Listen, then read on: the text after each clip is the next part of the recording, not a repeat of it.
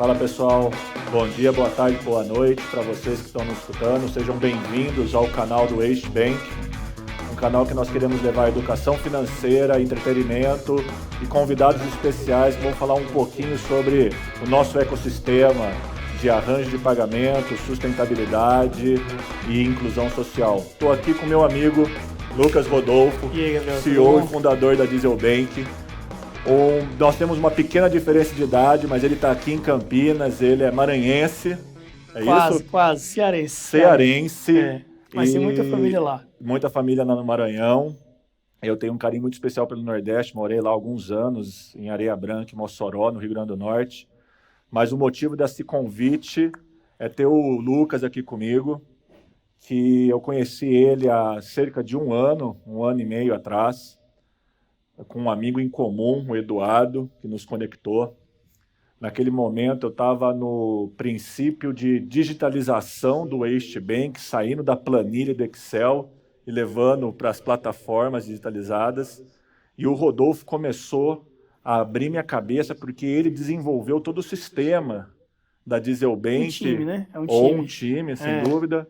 E desde então ele tem me dado dicas, conselhos, e compartilhando desafios e oportunidades, porque nós temos um negócio, a Waste Bank, com resíduos, catadores, cooperativas e o ecossistema da reciclagem, e a Diesel Bank, caminhoneiros e postos de combustíveis. Parece que são mundos completamente diferentes, mas são muito parecidos, né, Rodolfo? São muito parecidos. E eu acho muito importante ter você aqui conosco, para a gente conversar um pouquinho sobre fintechs, sobre os nossos clientes, a jornada de abertura e de retenção dessas pessoas dentro da plataforma. Mas vamos lá, fala um pouquinho de você e novamente, meu irmão, é um prazeraço, você é um parceiro importante para mim, com muito carinho, muito obrigado mesmo. Valeu, Gabriel. Bom, primeiro eu queria agradecer pelo convite, né? A gente já está conversando aí há um tempo, já trocamos bastante figurinha e, enfim, nunca imaginei que a gente já está aqui hoje, inaugurando o Waste Bank, que foi lançado aí de ontem para hoje e já está fazendo sucesso. Né? Acredito muito nessa iniciativa, também por estar trabalhando com um público muito desbancarizado, né? É um mundo muito offline que não é lembrado pela maioria das instituições. E pessoas como a gente e muitos outros aí no Brasil estão criando soluções para públicos nichados, desbancarizados ou que não têm acesso a soluções de alta tecnologia como a gente tem nos grandes polos, né? Em São Paulo, em Campinas. Então, assim, o Waste Bank, o que mais me atraiu quando a gente começou a conversar foi que o público que vocês estão trabalhando hoje é um mini caminhoneiro, né? Ele tem necessidades muito parecidas, então vive no mundo offline, tem acesso à internet, mas não tem tanta habilidade com aplicações e novas tecnologias, tem necessidade de dinheiro físico que a gente não tem hoje, né? Eu não vejo uma cédula tem muito tempo, né? O dinheiro é 100% digital, mas essa não é a realidade de milhões de brasileiros, e o público que a gente ataca é esse. E você criar uma solução de tecnologia é difícil. Agora, você criar uma solução de tecnologia que conecta o mundo offline é um desafio diferente. Diferente. E o que é engraçado, mas importante, é que todo catador, seja ele com tração humana ou motor, ele acaba sendo também um caminhoneiro, porque muitos da cadeia da reciclagem têm um veículo leve, ou um médio, ou um pesado, os diversos equipamentos que tem, então acaba tendo uma proximidade com a Diesel Bank. E eu lembro muito, foi uma das coisas que mais me impactaram quando eu te conheci, foi que você facilitou o registro para abertura de contas. Para quem não conhece, eu sugiro entrar nas lojas da Android e da Apple e conhecer o aplicativo da Diesel Bank, porque fotografa a CNH, e daí na fotografia você já extrai as informações, porque a gente sabe que para todo mundo é difícil ficar Sim. naquele teclado, preenchendo muitos números, muitos e-mails, muitas informações, CEP, etc e tal, e você conseguiu fazer uma jornada facilitada. Isso foi incrível, né? Legal, legal. Bom, tudo que a gente criou, inclusive o nosso nome, as nossas cores, passou na mão de caminhoneiros desde o início.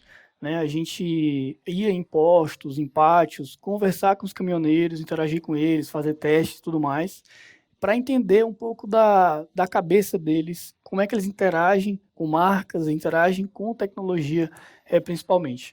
E assim, na primeira vez que a gente foi, a gente entendeu que a gente não sabia de nada. Né? Eu tenho um amigo que também trabalhou com a gente que ele fala assim, nesse trabalho a gente tem que pegar nossas convicções todo dia e jogar no lixo.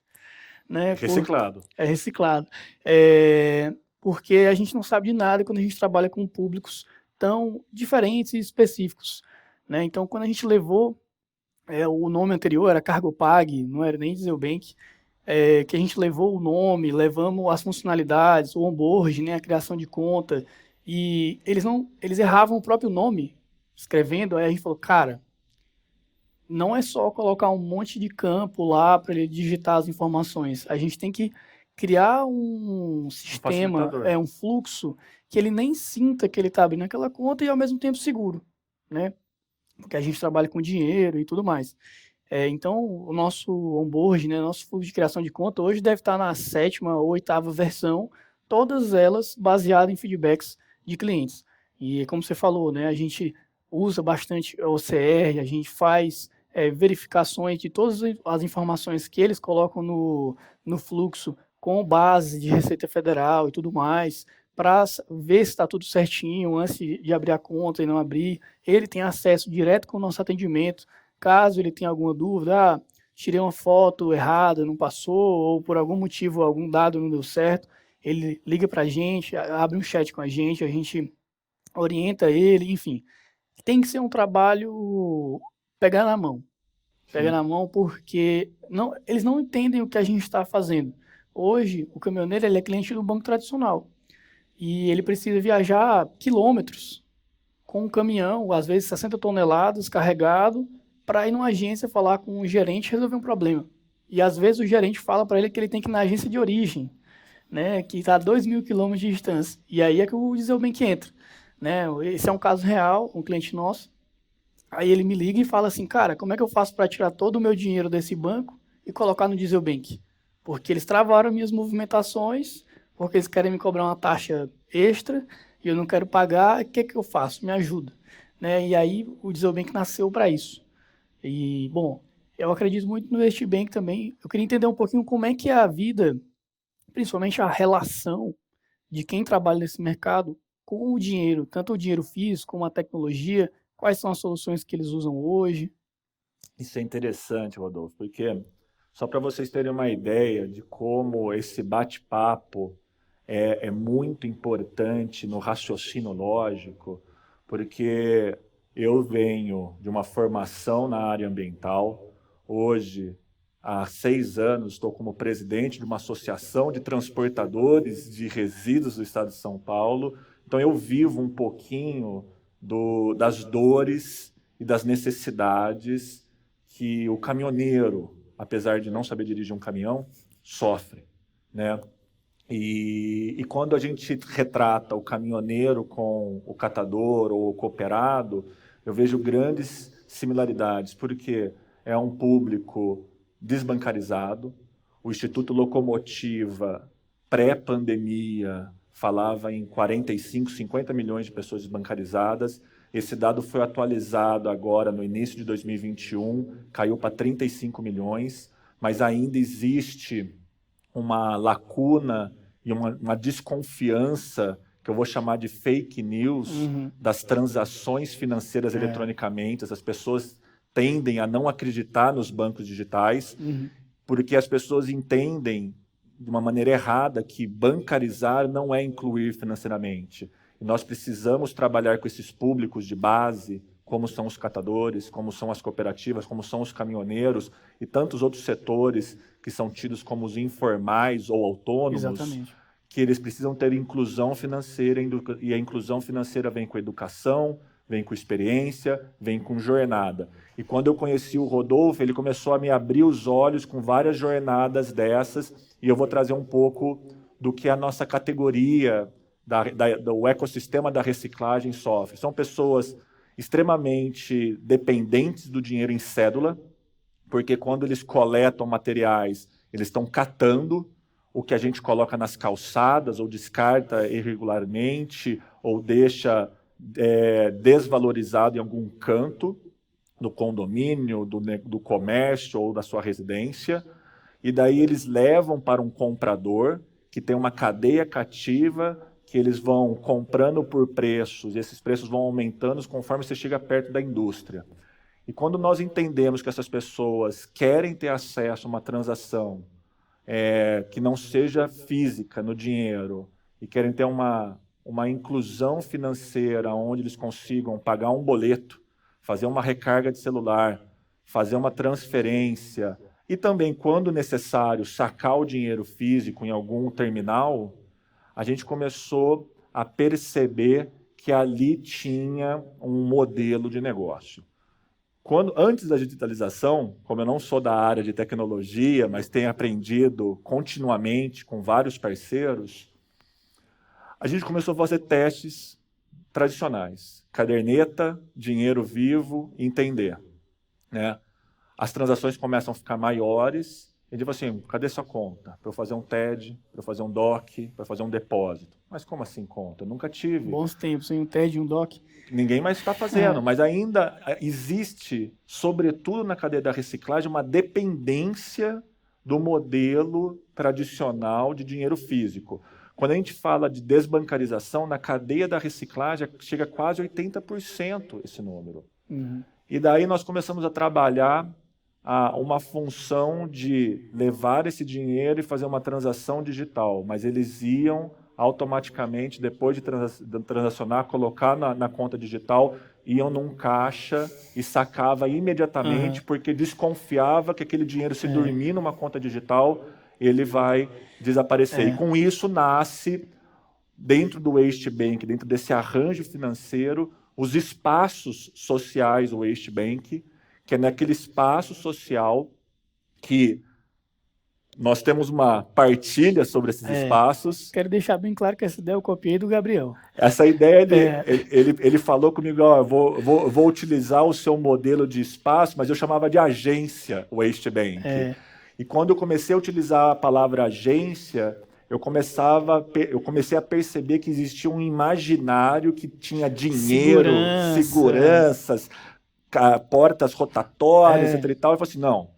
E o Rodolfo veio um dia, Gabriel, olha como ficou bonito o espaço Diesel Bank, eu utilizei a mesma ideia. Eu falei assim, cara, ficou maravilhoso. Ele mandou uma foto para mim, foi incrível. Né? No Maranhão, que foi a primeira.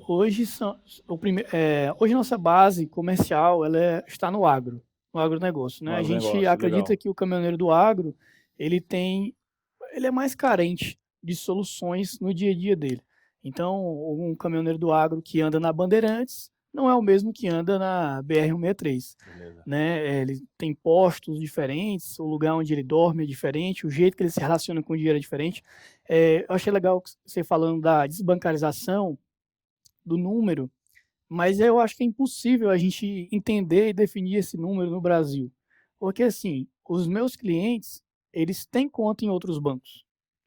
Mas, quando a gente lançou o Diesel Bank, eles chegaram para a gente e falaram assim, cara, eu quero colocar dinheiro aí, mas eu só tenho cheque.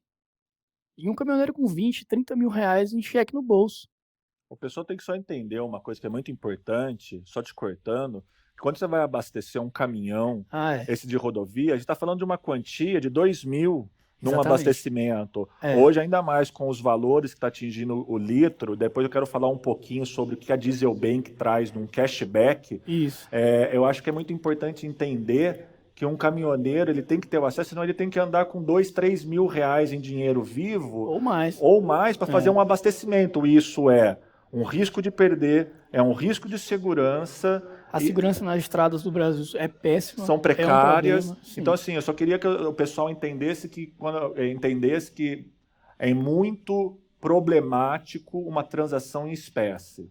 Exatamente. Então, como eu te falei, a gente tem todo dia, diariamente, clientes que chegam, cara, eu tenho 20 mil reais em cheque e eu quero usar a conta. Como é que eu faço? E aí você para pensar, putz, esse cara, ele é bancarizado ou desbancarizado? É, ele movimenta bastante dinheiro e ele tem uma conta num bancão, mas ele não consegue usar nem o bancão e nem o Diesel Bank, Sim. porque o dinheiro dele é offline. E aí vem um novo desafio que você vai ter também, que é a parte do cash-in, né? Como ajudar o nosso cliente a depositar dinheiro nessas contas para ele movimentar com os serviços financeiros que a gente vai criar, né? E o nosso público é um público muito offline. Então, uma coisa muito legal também do Waste Bank é que o cash-in ele vem de resíduos, né? E isso é incrível, incrível. Eu acho que eu nunca tinha visto isso na minha vida. E o Brasil tem um problema muito grande, o mundo inteiro, mas o Brasil não é um bom exemplo no mundo dos resíduos, né? Infelizmente, verdade. A gente recicla muito pouco do que a gente poderia reciclar e fazer essa conexão do resíduo com o dinheiro e tecnologia, cara, é coisa de maluco, né? Tem que ser corajoso. Mas para você ver como a gente tem muita sinergia, porque quando você fala de cheque no caminhoneiro, no mercado da reciclagem não ferroso, sai uma carreta com papelão lá do Nordeste, do Norte, e vai parar no sul do Brasil rolando cheque. O cheque é uma realidade na cadeia da reciclagem, sabe? E da Passa para logística um. também. E na logística também. É. Então, assim, você vê que. E o mercado de transporte rodoviário de carga e essa carga ser resíduo reciclável é enorme, né? Desde alumínio, desde ferro, desde cobre, papelão, plástico, roda de norte a sul do país. E você citou o agro como um dos principais clientes, e o agro trabalha com commodities. E você falou que gerar valor com resíduo, e esse é o nosso mote, o seu resíduo gera valor. Porque no mundo inteiro, os governos estão preocupados com a geração de resíduos e com os impactos negativos advindos da nossa negligência com esse material, que gera desequilíbrios ambientais, gera mazelas sociais, pobreza, doenças e um desperdício de recursos naturais. Que existe hoje, por exemplo, uma London Metal Exchange, dentro de outras bolsas internacionais, que tratam os resíduos como commodities. Essas commodities, elas geram riqueza, transações econômicas e fomentam uma indústria de base que recebe esses resíduos e transformam ele de matéria-prima em matéria nova, né? Então, e por que isso faz em bolsas de valores, indústrias para indústrias, B2B, e a gente não consegue fazer para o B2C? Então, a ideia do movimento Meu Resíduo Gera Valor vem para resgatar e para gerar uma experiência para os usuários, pessoas físicas, ou as pequenas pessoas jurídicas, comércios locais, empreendedores locais, que você consegue transformar aquele material em valor, seja um valor financeiro, um valor social, um valor ambiental, um valor econômico, um valor para ressignificar a matéria e você conseguir ter uma jornada de experimentação.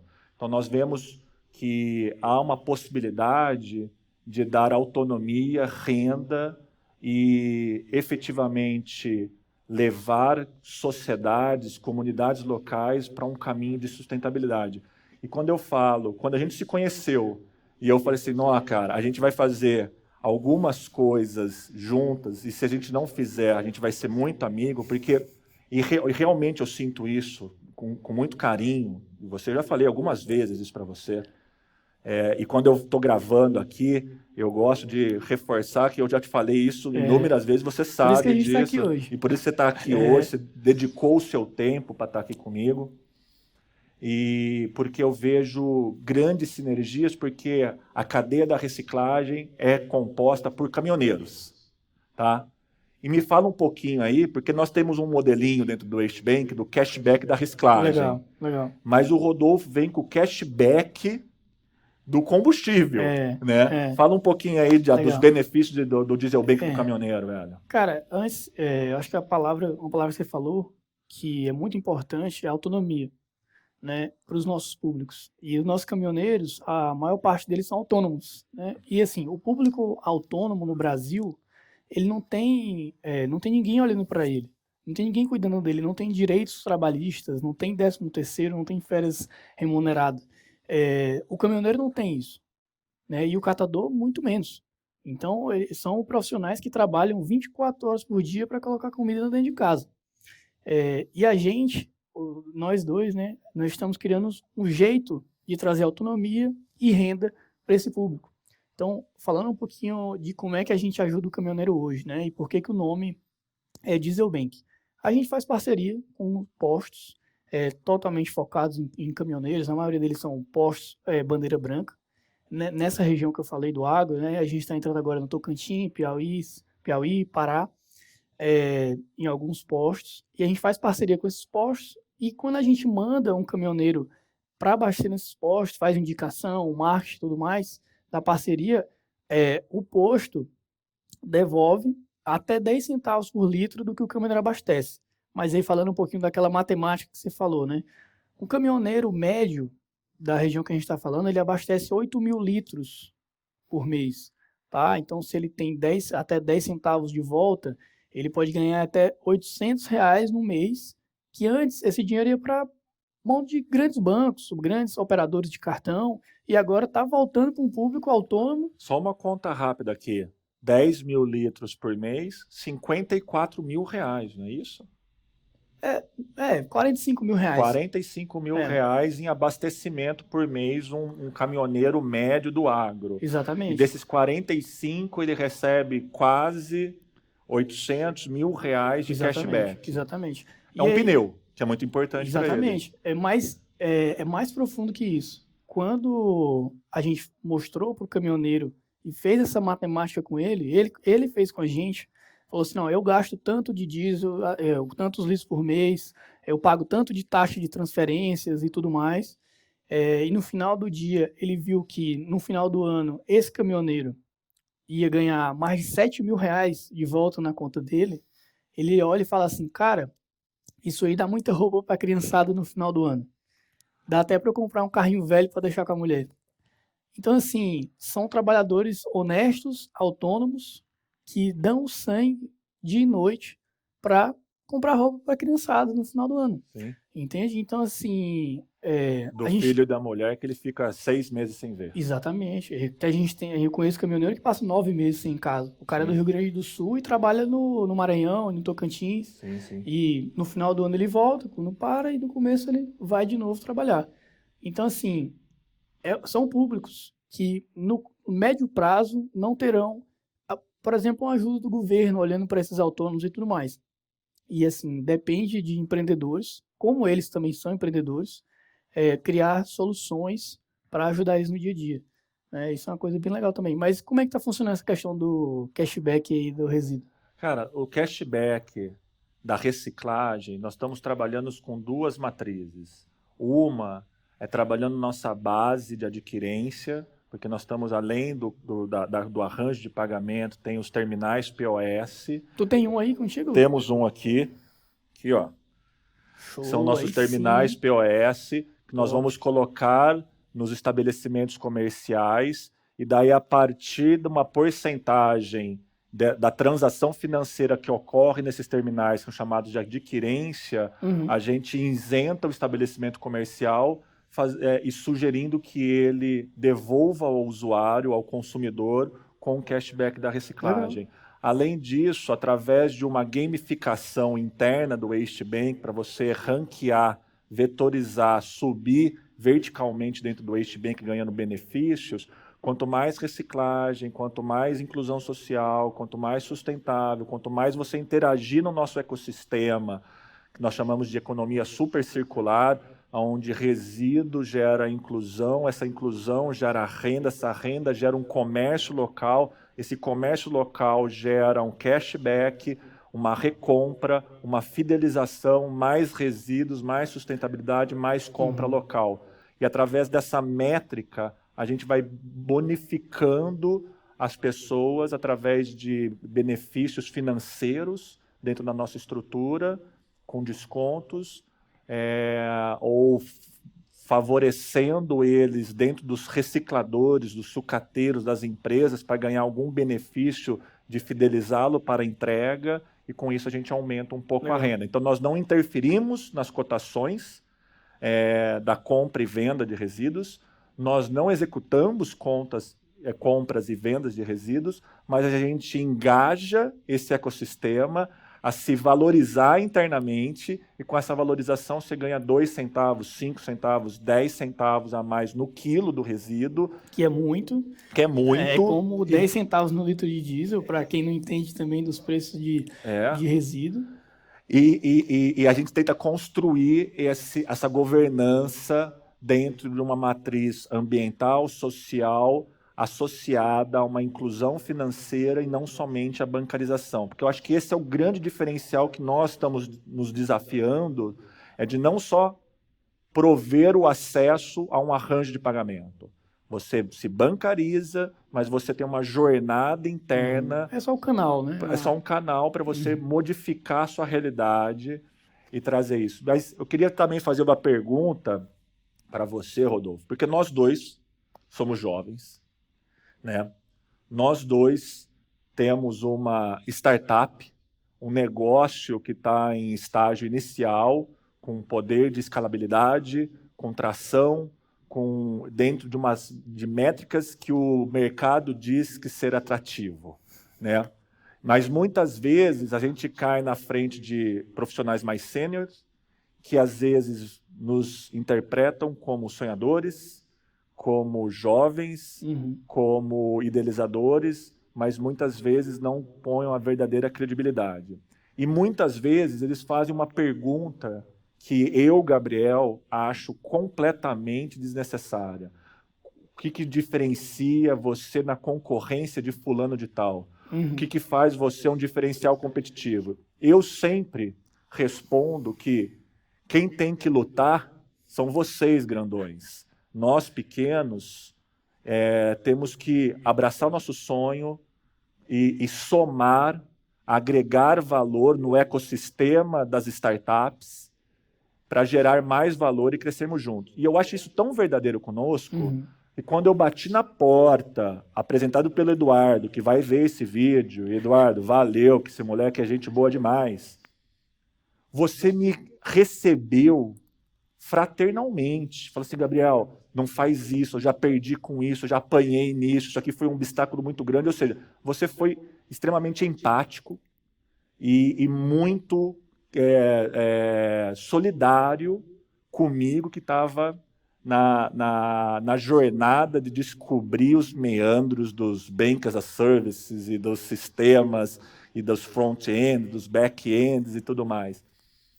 Então, eu queria que você me dissesse uma coisa, que não é um diferencial competitivo, é uma aglutinação. E o que você entende com isso daí, cara? Se você compartilha, eu acho que sim, porque você me recebeu e foi muito franco comigo. Mas eu queria ter esse bate-papo para nossos telespectadores, aí, nossos ouvintes, principalmente os jovens, entenderem que não é competir, é somar. Tem que dividir para multiplicar. Né? Essa frase aí também um dos nossos mentores ensinou para a gente. Cara, da forma resumida, eu acho que quando a gente tem essa discussão de diferencial competitivo, é muito relativo a quem está perguntando, certo? Porque se o seu competidor fosse bom, se os nossos competidores fossem bons, a gente não teria 40 milhões de pessoas desbancarizadas no Brasil, certo? Fato. E 40 milhões de pessoas é muito que vários países no mundo. Então é uma quantidade de gente muito, muito grande. Dentro do nosso mundo, a gente estima que são mais de 80 bilhões por ano em dinheiro offline, tá? Que não paga imposto, que o governo não sabe onde é que está e tudo mais. Que não se aplica, não gera valor. Não gera valor, tá? Que envolve muita insegurança, fraudes e grandes problemas também na sociedade. Então, assim, beleza, e o concorrente fulano de tal? Cara, o Brasil é muito grande, a gente está dentro de mercados bilionários, O mercado de logística e de diesel somados dão mais de 400 bilhões por ano. É muito grande. E quando a gente fala de resíduos, os números são gigantescos também e só aumentam. Só aumentam. Aí vamos voltar na questão do diferencial competitivo. No caso do Waste Bank, vocês estão tratando e trabalhando em cima de um problema crônico globalmente, que nunca vai diminuir. Né? O diesel é uma matriz energética que vai sumir nos próximos 10, 20 anos no Brasil. Enfim, e a gente já está pensando em estratégias de como é que a gente vai se adaptar nessa mudança. Interessante. Tá? Mas o resíduo é crônico, cara. A gente nem começou a brincar com ele ainda. E o Waste Bank é um passo gigantesco. Eu queria entender também como é que está o plano de vocês de início, quais são os locais. Você falou da adquirência dos comércios locais, como é que isso está funcionando, onde é que vocês vão começar também, tá? Mas sobre competição, é isso. Tipo, cara, o mercado é gigantesco no Brasil, nas nossas áreas. É mal atendido por quem existe hoje, tá? E precisa da gente. E tem espaço para ter 100 Waste Bank e ser 100 Diesel Banks fazendo a mesma coisa. Eu posso dizer com uma coisa, o jeito que você me recebeu lá no seu escritório em Barão Geraldo, aqui em Campinas, demonstra que aqui não tem competição. Você foi um cara muito, muito poderoso naquilo. Eu falei assim, cara, esse moleque, com todo o respeito da palavra, é fera, é gênio. Obrigado. Né? E eu falei assim, eu preciso estar mais perto dele, quero sentar sempre na mesa com o Rodolfo. Bem, dia 21 de setembro, nós soltamos a live de ignição do Waste Bank, depois de testes, depois de muitas jornadas, liberamos nas lojas a abertura de contas, tá? Nós estamos com um grande parceiro inicial, apoiando, suportando o projeto, que é a VLI Logística. Né? Ela nos ajuda financeiramente, mas não só financeiramente, estrategicamente, com mentoria, com conexões, com suporte técnico institucional, para a gente ampliar o projeto, porque eles enxergaram no Waste Bank uma ferramenta de mudança de realidade de uma categoria marginalizada, vulnerabilizada, desbancarizada, informalizada. Então, nós estamos no dia 25 de setembro, hoje nós estamos gravando no dia 21, então vai ser no próximo sábado, então, dependendo de quando vocês escutarem, é passado ou futuro, né? Nós vamos inaugurar o primeiro espaço Waste Bank em Belo Horizonte, numa comunidade denominada Nova Sintra, que é uma área de ocupação, e ali nós vamos plantar a semente que se chama Espaço Waste Bank, e a partir desse espaço Waste Bank, nós vamos regando, construindo o ecossistema, montando o nosso Lego, cadastrando os catadores, cadastrando as empresas de reciclagem que recebem, comercializam, os estabelecimentos comerciais. É muito importante destacar que nós estamos em parceria numa jornada conjunta com a Sagencom. A Sagencom é uma empresa de informática, um ERP da cadeia da reciclagem. Podemos considerar que é o principal ERP das médias e grandes empresas de reciclagem da América Latina, presente em mais de 1.000 clientes de grande porte. Quando a gente fala de grande porte, a gente fala de valores estratosféricos e volumes estratosféricos de resíduos. Tá? E como um ERP, ele fornece soluções completas, logísticas, almoxerifado, financeiro, operação, recursos humanos e assim por diante. E nós vamos encaixar junto com a Sagencom. Inclusive, eu queria mandar um abraço para a Priscila, para o Dinho e para o Léo, grandes amigos que se conectaram com este Bank e apoiaram a causa. E com isso, a gente vai conseguir integralizar a cadeia, catadores, cooperativas, recicladores, esses recicladores pequenos, médios e grandes, e os grandes normalmente são os que chegam na indústria, para transacionar com rastreabilidade, com segurança e principalmente permitindo que essas pessoas tenham algum tipo de aplicação, tenham algum tipo de produto plano de saúde, abertura e manutenção de MEI social, seguro de vida e mesmo microcrédito, que eu acho que a gente vai, nós dois estamos na mesma jornada de conseguir prover microcrédito para informais através de uma recorrência de recarga dentro do arranjo financeiro. Você consegue comprovar essa recorrência. Então, nós estamos construindo isso. Nós somos aqui de Campinas, mas o primeiro espaço Waste Bank vai ser em Belo Horizonte. O nosso é no Maranhão. E o seu é do Maranhão. Então você vê a similaridade. Mas nós estamos numa luta dioturnamente e estamos construindo uma parceria aqui em Campinas para a inauguração do espaço Waste Bank em Campinas. E também já estamos com uma visita pré-agendada também com o mesmo parceiro que é a VLI, para Cariacica e algumas outras localidades. Legal. Aqui em Campinas também vai ser o mesmo parceiro VLI ou vão ter outras empresas envolvidas? Não, na verdade, é uma grande incógnita, porque nós temos alguns modelos de negócio para a abertura do espaço Waste Bank. Aqui em Campinas, nós estamos construindo o espaço Waste Bank como um espaço próprio, então vai funcionar como a sede e também o espaço integralizador do Waste Bank, mas nós estamos sempre buscando as Big Ones, essas grandes empresas que hoje, com o ESG, que é aquela sigla que está trazendo para o investidor meio ambiente, responsabilidade social e governança, a gente caiu na sala dos CEOs, né, com a temática. Então, eles estão direcionando mais recursos para apoiar projetos que consigam agregar propostas ambientais, sociais e que tragam governança corporativa para eles. Então, nós estamos buscando mais parceiros, mais empresas que dividam conosco os custos da implantação, porque o Espaço Waste Bank, nós fizemos uma jornada que ele se torna independente a partir de algum determinado volume de cadastros. Então, a partir desse determinado volume, a gente torna o nosso founder, o nosso sponsor, o nosso viabilizador financeiro inicial, independente do recurso financeiro que ele tem que aportar no início para a gente construir essa integralização social e ambiental. Legal. Mas como é que vai funcionar o dia a dia do espaço? Tipo, eu posso ir lá e trocar o meu resíduo por dinheiro na conta? Como é que vai funcionar? Cara, eu vejo isso, porque como nós temos uma similaridade, e é muito legal você me perguntar, porque eu quero também saber de você isso. O espaço, ele chega para suprir uma lacuna que os bancos digitais não estão conseguindo preencher na sociedade, que é o descrédito, a insegurança dos bancos digitais.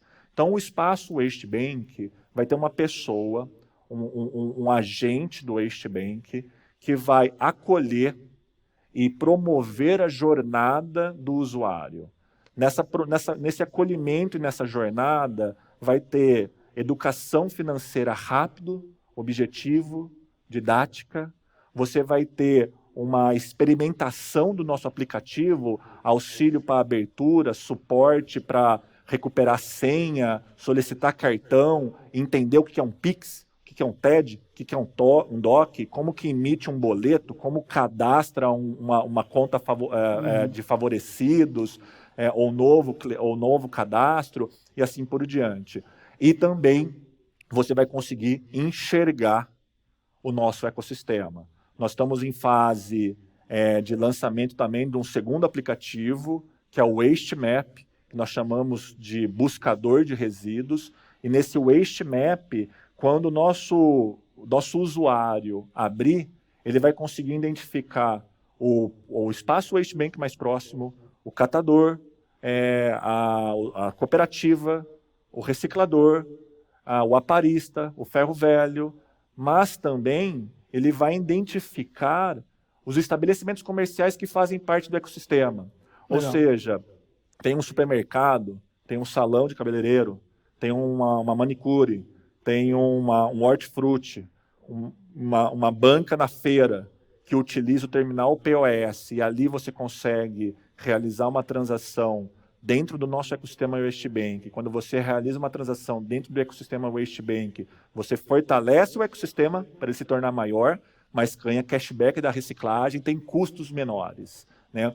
Porque um grande desafio para nós, certamente, é manter uma pessoa ativa dentro da conta e ela utilizando os serviços que muitas pessoas não sabem, tem custos. Claro. Mas é uma tendência que essas pessoas tenham abertura de conta gratuita, manutenção de conta gratuita e todos os produtos e serviços gratuitos. Só que essa conta, alguém tem que pagar, né? Junto aos processamentos legais, a gente gera um burn dentro do projeto.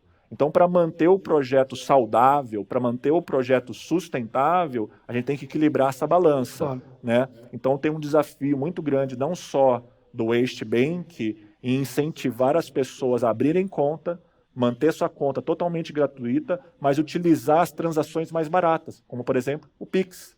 Como, por exemplo, a transferência de dinheiro dentro do ecossistema, de Waste Bank para Waste Bank, ou de Waste Bank para terminal POS. Eu tenho certeza que esse também é um desafio da Diesel Bank, fazer transações Pix, fazer transações de Diesel Bank para Diesel Bank, ou dentro de postos ou parceiros credenciados que você tem um custo menor, não é isso? Sim, com certeza. As nossas transações que geram cashback e tudo mais que a gente tinha comentado antes, são todas transações internas, né, e que não tem um custo para a gente. E isso ajuda a gente a conseguir gerar esse cashback para o caminhoneiro, né? Mas realmente a gente tem custo, pessoal. Tudo que a gente faz tem custo. Então, cada conta aberta é um custo, cada Pix é um custo, cada TED é um custo, cada saque no Banco 24 Horas é um custo. E a gente tem que criar outro serviço, no nosso caso, hoje é o abastecimento. A gente também está desenvolvendo alguns produtos de crédito, antecipação de recebível, a gente vai lançar o cartão de crédito no próximo ano para gerar novas formas de receita para que a gente consiga equilibrar a conta, como o Gabriel bem comentou, né? Mas eu estou com uma dúvida ainda. Como é que vai funcionar para o catador a relação dele com o resíduo para no final do dia ele conseguir usar o Waste Bank? Cara, como é que é esse fluxo, essa trajetória? Assim, eu sou um catador e eu tenho o papelão, e aí? Como é que eu encontro o Waste Bank? Como é que eu me relaciono com ele? Quando ele está inserido no ecossistema próximo, nós vamos acolher ele, identificá-lo, cadastrá-lo e induzi-lo a ter o acesso, que não é fácil fazer essa pessoa que está marginalizada e invisível, porque catadores muitas vezes são invisíveis para a sociedade. Você passa do lado de um e nem vê ele, né?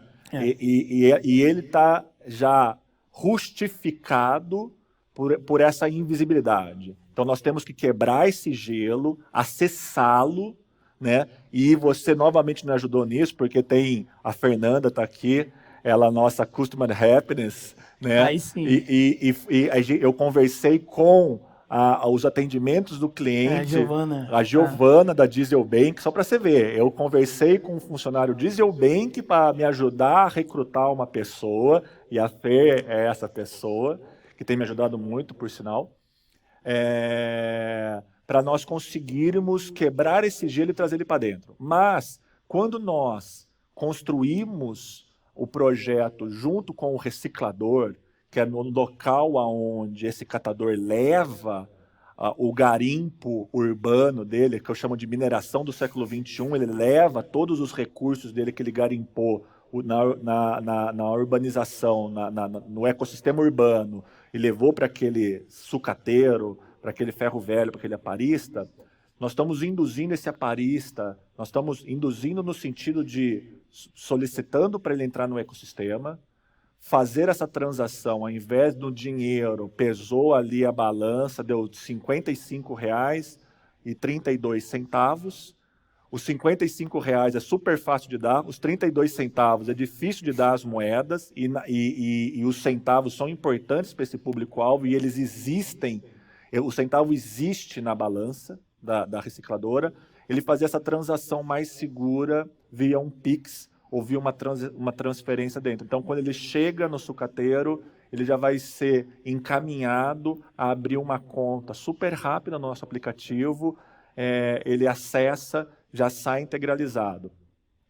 E consegue começar a ter essa usabilidade e o espaço WasteBank acolhe ele para orientar ele, induzir ele. Então, novamente, as cooperativas que estão organizadas, normalmente formadas por grupamentos femininos, que levam sustento para sua casa e suportam a sua família. E as recicladoras assumem um papel importante de promover a bancarização, mas não só a bancarização, a inclusão financeira, que vai vindo do suporte que nós queremos prover para esse público-alvo. Mas tem um detalhe muito importante nesse processo, que caso ele não queira, ele vai continuar no sistema tradicional de dinheiro físico e a gente vai ter o cadastro e continuar a nossa eterna insistência para modificar uma realidade super difícil que é a da rua. Tá? Legal. E o catador, ele é relevante para dentro do mundo da reciclagem de resíduo? Ele é relevante? Ele é relevantíssimo. Os dados hoje das balanças do ecossistema receptor de resíduos, que são os sucateiros, vulgarmente conhecido como sucateiros, eles apontam que 50%, 49,8% dos resíduos que entram na balança e, consequentemente, chegam nas indústrias, vêm de pessoas físicas. Então, você fala, logicamente, que uma siderúrgica, que logicamente que uma montadora, ela gera isoladamente toneladas e toneladas de resíduo, mas a catação que acontece nesse formigueiro que se chama Brasil, com 200 milhões de pessoas, correspondem a quase 50% do material reciclável. Como você citou bem no nosso bate-papo no início, o Brasil está há anos-luz muito aquém de um número satisfatório de reciclagem. Existe uma certa discrepância de números, mas eles variam entre 3% e 10% de eficiência no Brasil. Logicamente, se você for utilizar o alumínio, a latinha e o PET, você joga uma PET, joga uma latinha no chão, que está errado jogar no chão, mas ela desaparece em segundos, porque tem muito valor agregado. Mas agora, plástico mole, isopor,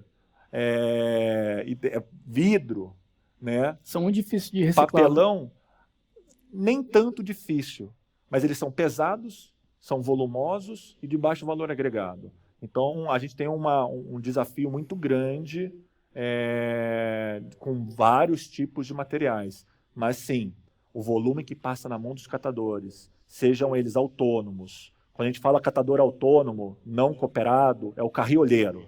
É aquele indivíduo que tem uma tração humana.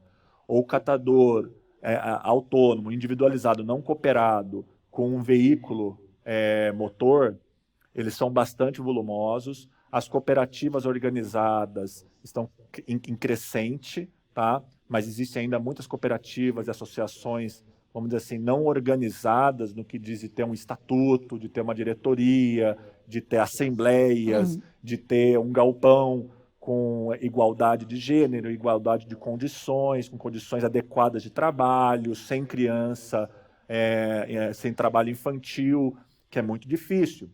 Você imagine só, Rodolfo, isso acontece muito. Durante a pandemia, creches e escolas fecharam.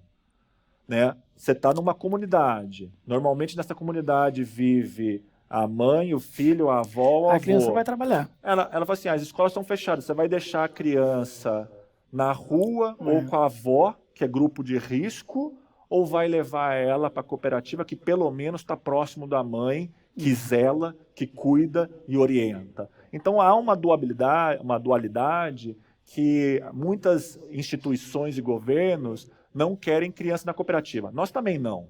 Inclusive, nós, dentro dessa gamificação de ascensão vertical do WasteBank, se a cooperativa demonstrar que todas as crianças estão cadastradas nas escolas, que há igualdade de gênero, que há uma distribuição equitativa de recursos entre homens, mulheres e pessoas com opções sexuais diversas, né, LGBTQI+, a gente aumenta a verticalização deles, ou seja, você vira conta Black dentro do Ashbank, vamos dizer dessa maneira. Ou seja, quando você é conta Black dentro do Ashbank, você tem benefícios de cashback melhor, você tem produtos e serviços mais baratos, você tem taxas mais baratas para alguns produtos e serviços. Então é dessa maneira direta ou indireta que nós queremos promover a inclusão e o desenvolvimento social adequado. Porém, eu entendo que durante a pandemia nós estamos aprendendo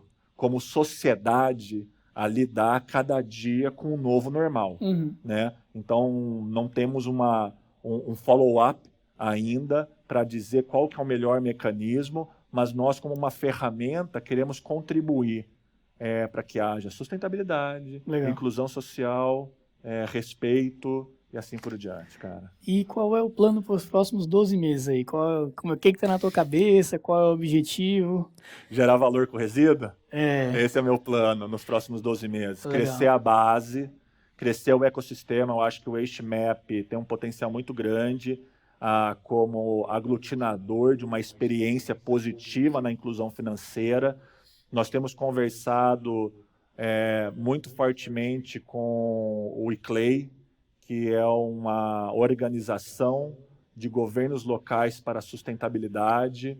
Nós queremos muito levar a bancarização, ou melhor, levar a inclusão financeira com bancarização, e ainda gerando valor com resíduos, uma experiência diferenciada com seu resíduo, para ver se a gente consegue ter números melhores do que nós temos acompanhado nas mídias aí de sustentabilidade, bancarização, legal, acesso à renda e assim por diante. É um desafio muito grande. Acho que os próximos 12 meses eu quero estar seguindo seus passos. Eu vou novamente continuar pedindo... Muito melhor, vai estar muito melhor, com certeza. Vou continuar pedindo dicas para você, velho. E eu queria aqui que você tenha um cartão aí da Diesel Bank. Eu queria mostrar aqui nós dois juntos, que eu acho que é muito importante a gente ter aqui o cartão WasteBank, aqui ó, a luz melhorou, e o cartão Diesel Bank, para mostrar que é uma realidade o nosso propósito, que ambos são duas fintechs de Campinas com muito valor agregado, tá?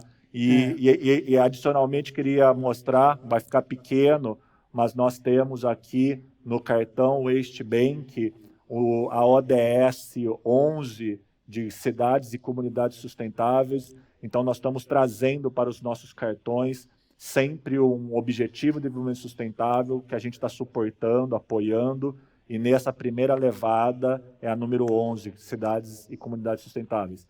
Nós estamos chegando ao fim, já foi quase 1 hora de bate-papo. Foi mesmo. Com o Rodolfo, eu tenho aqui cafés, tenho aqui uma jornada de aprendizado e de tesão em conversar com ele, porque ele me ajuda, ele me ensina, ele me motiva e a gente troca figurinha. Novamente, cara. Valeu, meu querido. Muito obrigado. Eu só posso agradecer a você. Conheçam o Diesel Bank. Obrigado. Acho que o primeiro episódio do nosso bate-papo foi sensacional. O Rodolfo é um cara fera e pode também seguir nós, porque eu também acho que eu sou um cara fera. Vamos lá, certeza, trabalhando e motivando essa galera, viu? Obrigado a todo o suporte técnico aí, galera. Fer, Lucas, Fefo, Léo, Guilherme, Renan e galera toda. Eu acho que com o primeiro capítulo a gente arrebentou. Valeu, galera.